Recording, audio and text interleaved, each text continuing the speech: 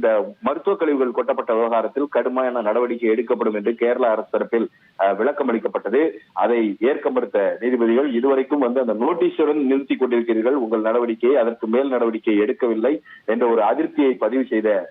தீர்ப்பாயம் இந்த கேரளாவிலிருந்து மருத்துவ கழிவுகள் கொண்டு வந்து கொட்ட விவகாரம் தொடர்பாக அந்த சம்பந்தப்பட்ட மருத்துவமனைக்கு எதிராக நடவடிக்கை எடுக்காதது ஏன் என்பது குறித்து ஜனவரி 20ஆம் தேதி விளக்கம் அளிக்க வேண்டும் என்று கேரள சுற்றுச்சூழல் மற்றும் வனத்துறைக்கு